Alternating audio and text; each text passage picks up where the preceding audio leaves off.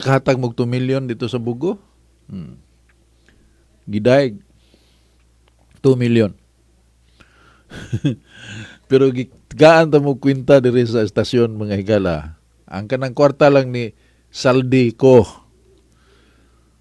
Mugasto si Saldi ko og 93 million a day. Adusa mahurot ang iyang kinurakot sa usa ka tuig. Mugasto siya og aron mahurot naman say nakurakot nga kantidad. Iyang gastoon 93 million a day aron mahurot sa usa ka tuig. Murag dako ra man kayong 93 million kada adlaw. Ato nang i-reduce 3 million a day spending.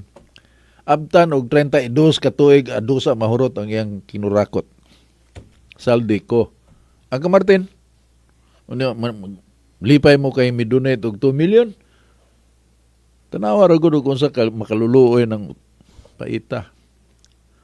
The worst anang short-sightedness is kanang gamito ng mga tao nga kabus in town.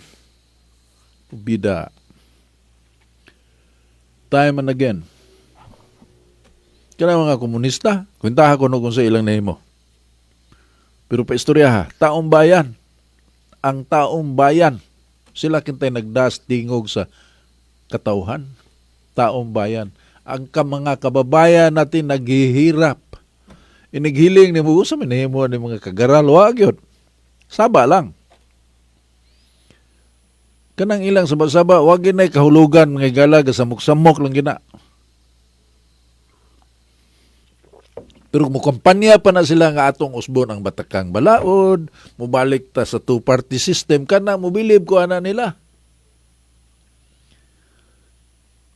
Pero inigsaka sa gasolina, marcha dayon ta kay saka ang gasolina. So may what do you know?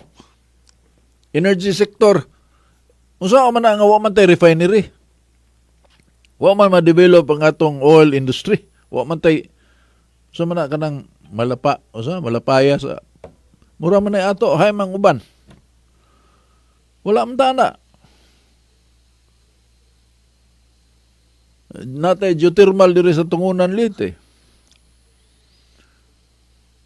Dirita sa agriculture, wa man ma-develop itong agriculture. Nang diri mo tong rice institute sa UP Los Baños. Naunsa naman naron nga ang kantong nanguskoyla diha mo asinso naman nila mga lugar kita kakagod naman mangumpra man ta. Usa ta sa kinakusgan mangumpra bugas gawas tibok kalibutan.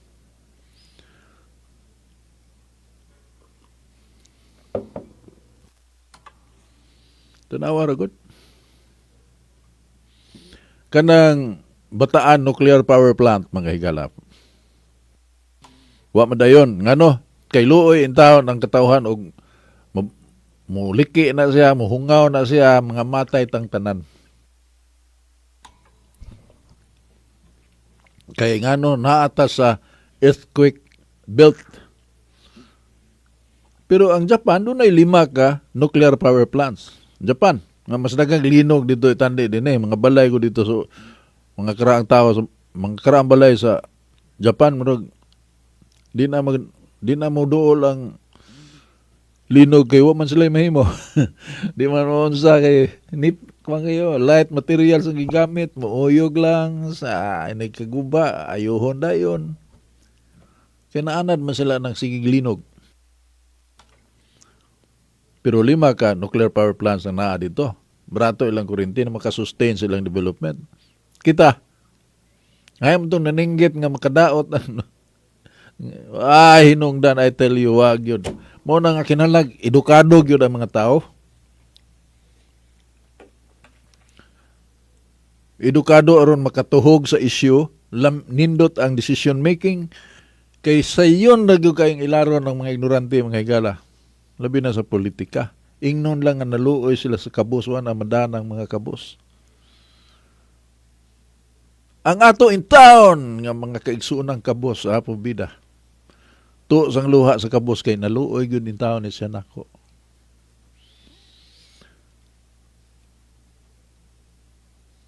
Sa national level mga kababayan natin naghihirap, kawawa naman sila. Kawawa.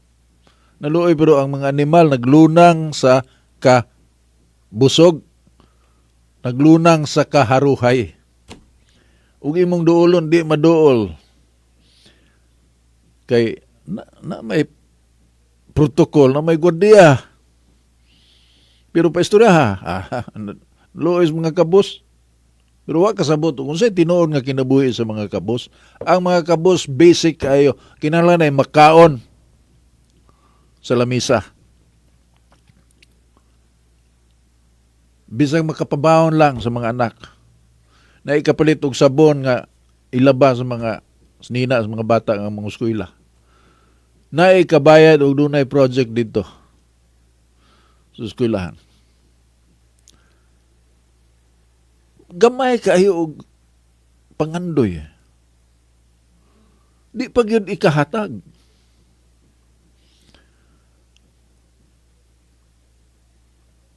Unya na daw yung mga programa nga feeding programs gobyerno or pakanon. Ang mga bata aron kuno makuan ang utok dili malnourished ba niya mo develop ang utok pakanon pero programa ra sad sa kabuan siguro na feeding program na after that wala na. Kontento lang sad ang mga tao. Pero ang gigasto sa feeding program munggos ra itandi sa gipangwarta, pangurakot, bida.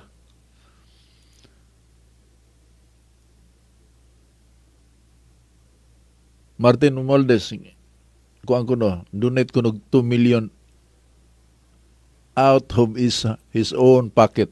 Donate og 2 million alang sa mga biktima sa linog dito sa norte. So ang mga taga-media sad nga amot gibayran ba ka o mubo lang yung kwintada. Daig dayon, susbida. Inilang gidaot si Romualdez. Nakahatag mo 2 million dito sa Bugo. Gidaig 2 million. Pero gaan ta mo kwinta diri sa estasyon mga higala. Ang kanang kwarta lang ni Saldico. Mugasto si Saldico og 93 million a day. Adusa mahurot ang iyang kinurakot sa usa ka tuig. Mugasto siya og aron mahurot naman say nakurakot nga kantidad. Iyang gastoon 93 million a day aron mahurot sa usa ka tuig. Murag dako ra man kayo 93 million kada adlaw. Ato nang i-reduce 3 million a day spending. Abtan og 32 ka tuig adusa mahurot ang iyang kinurakot. Saldi ko. Ang Martin, lipay mo kay midonate og 2 million. Tanawa ra gud kung sa makaluluoy ng paita. Muna nga kanang pag-develop sa culture of mendicancy. Didli kay na mga higala, maanad mga tawag dawat. Mapito to na anin ako din nga kuan kanang ang iyang sentro sa iyang gusto siya mutingog din bayan sa senior citizens. Mga benefits sa senior citizens. Nagang mga senior citizens nga di kauyon ani pero sultihan ta mo wa ko kadawat og 5 stabos gikan sa senior citizen. Wa di ba ko qualified? Qualified. Senior citizen naman ko. Pero dili ko mudawat ana oy. Napay mas nanginahanglan ako kay nako at least ako gamay ra kay kog maintenance kinabuhi.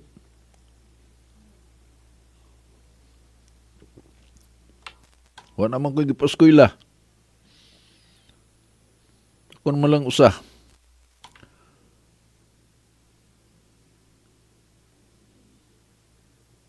Kay kanang ipanghatag, dili na libre gyud mga higala.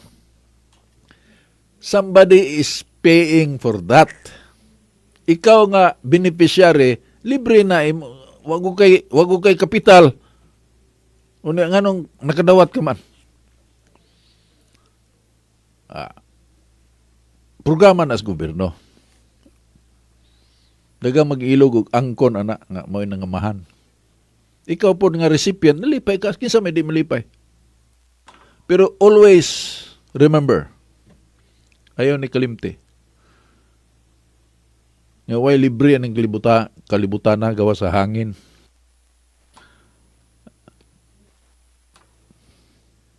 Tanang mga butang din na anay balor. Free education, okay. Ang beneficiary libre, di bayad og tuition pero di man ang may tabog way gabayad ana, di lang ikaw gabayad. Sa ato pa mga higala, that kind of program is not good. Dili na maayo. Bordering on kuan na siya kanang pangilad sa mga politiko. Moingon na lang sad ang mga recipient nga at least natay bahin. Pangawat lang mo diya, bahin nila may gamay. Paita. Unsa nang matangan sa katilingban? Mao na ang katilingban nato karon. This is the finished product. This is the evidence of how wrong it is. Tanawa ang mga nasod nga wa mo adapt anang mong klase sa mga unless sobra na kakadato mo dako kay buhis pero mubalik sa dang imong buhis ngadto sa katawhan. Di na ka mobayad og hospital ka libre. Pero mangayog buhis ang gobyerno dinhi sa ato kusog kayo mangayog buhis kawaton man ang gibayad nga buhis. Hatagan na ginagmay balik ngadto sa katawhan. Sino kinawatay? One ID, mangawat ron, local government unit, mangawat. Naay project sa lungsod, pangayuan, naay dili, ana. Naay mga lungsod nga nakatunong og mayor nga di kurakot. Pero, mao na normal. Maghimo kag budiga kinta sa Compostela. Inig-adton ni mo sa opisina, mayor, pangayuan ka. Pangayuan ka. Bisan pag mo bayad ka ng mga necessary permits, di na paigo. Kinanglang tuagay para sa bulsa sa politiko. Usa man ang klase sa usa man na, na mga negosyante, lukat og lisensya. Wa pa gani ka ginansya, napildi na dayon sa ilang negosyo, kay kilkila na dayon sa mga anaa sa gobyerno. So magpabili din siya, ngayon ani yun. Ug dili ta gusto nga mo hawa sa atong naandan. Okay ra. We will have more of the same. Hasta ang pangwintas mga tao mugbo pangwintawa maanad og dinagkong kwintada. Mga sayon kay ilaron sa mga politiko nga salbahis. Kaya ka mga politiko, highly educated man na, di sila katuhog ang taro nga pamaagi. Kaya ba wala, pero anong musod magkadiha nga. Makato ng mga tao, may nang mas dagang ignorante, aron kanuna itang pamalito na nato nag-eleksyon. Kaya mo asinso na sila, din na mapalit. Mo bitaw na upside sa kining overseas employment, mga higalang, dagang mga Pinoy nga tuwas gawas. Gaantos na sila.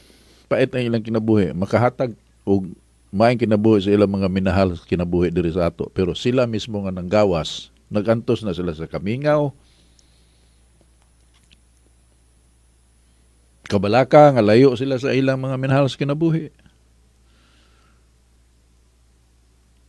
Pero nakatabang na sila sa decision making sa eleksyon.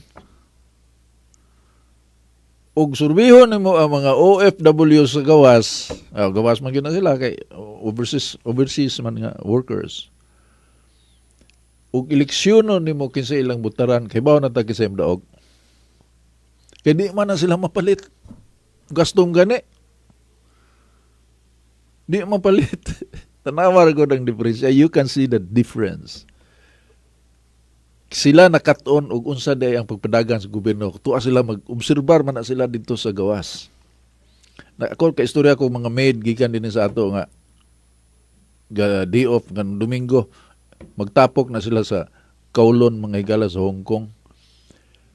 Mo abang na sila og kanang van. Sagol na da na taga Mindanao na mga taga Ilocano, mga kauban sa mga katabang ba mag-picnic na sila dito sa Kowloon Park. Istorya sharing niya kining nata sa trabaho, journalism man atong trabaho. So tendency is to ask around. Ang Pinoy, niya kato akong anak nagandagan. Uy, taga Cebu ka sir no, ano man kabam ka? Nakadungog mismo istorya, Bisaya man ka. Istorya na dayon. Nakakita sila sa pamuagi. Unsay diferensya din sa ato nga nindot unta kaayo. Ug mahimo pa lang sa atoa ang gihimo sa mga public officials dinhi. Nakita nila ang diferensya. Akong mama, gidas kong manghod dito sa Europe. Gaanto sa kaguol kay nganong di siya kauli. Nailad kuno siya kay ang istorya usara siya kasi manaw niya nahimumang ko sa kabuan. Gimingaw na gimuuli na siya pero nakaobserbar siya na mga tiguang kuno dito magbisikleta. So, nangutana nga nung magbisikleta ng mga tiguang kay gi-encourage na sa gobyerno nga og magsakay ka og auto na ay road users tax. Road users tax. Buhisan ka sa gobyerno. Samtang kung magbisikleta ka, ang imong tuyo, pangumpra lang, magbisikleta kag 3 ka kilometro dool man na, unya na may bike lane. Magbisikleta ra mo tanan mo agi ang dana. So, bisag mga senior citizens nang dagkugtian kanang tiguang nang gyud, sinta, bisikleta padung dito mangumpra. Dili masakay auto. Kay mahiagom ka sa road users tax. That is a policy sa gobyerno. Mutuman ang mga tao kay naaman sila benefit nga may matagamtam sa mao nga programa. Dinhi sa ato, sige mo lang pangayo og buhis. Unsa may gibawas sa gobyerno? Wala. Kung ato ng buhis. Quid pro quo.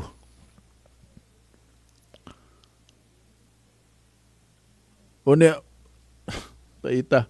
Na yung mga tao nga nindot og mga plano, mga politiko nga nindot og plano,